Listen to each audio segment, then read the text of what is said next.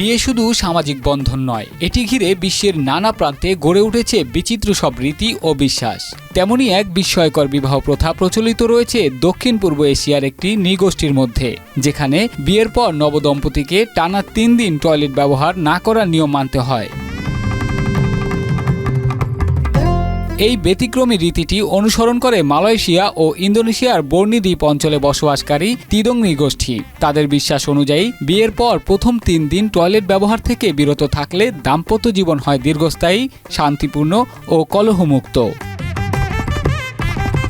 নৃগোষ্ঠীর ঐতিহ্য অনুসারে বিয়ের আনুষ্ঠানিকতা শেষে নবদম্পতিকে একটি নির্দিষ্ট ঘরে রাখা হয়। এই সময় তারা ঘরের বাইরে যেতে পারে না, কোনো ধরনের শারীরিক পরিশ্রম করতে পারে না এবং সবচেয়ে কঠোর হলো নিষিদ্ধ থাকে টয়লেট ব্যবহার। এমনকি খাদ্য ও পানি গ্রহণও সীমিত রাখা হয়, যাতে শারীরিক চাপ কম থাকে।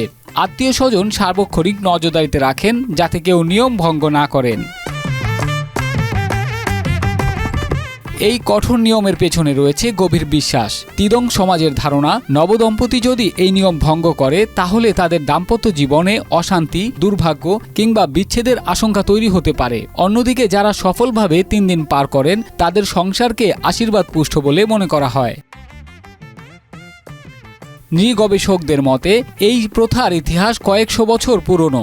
একসময় বিয়ে ছিল পারিবারিক জোটের প্রতীক। সম্পর্ককে পবিত্র ও অটুট রাখতে নানা শপথমূলক আচার চালু হয়, যা সময়ের সঙ্গে সংস্কৃতির অংশে পরিণত হয়েছে।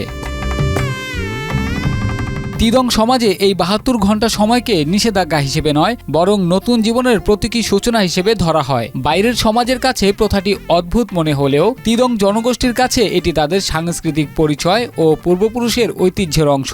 আধুনিক শিক্ষা ও বৈশ্বিক যোগাযোগের প্রভাবে রীতিটির গুরুত্ব কিছুটা কমলেও এটি এখনও পুরোপুরি বিলুপ্ত হয়নি।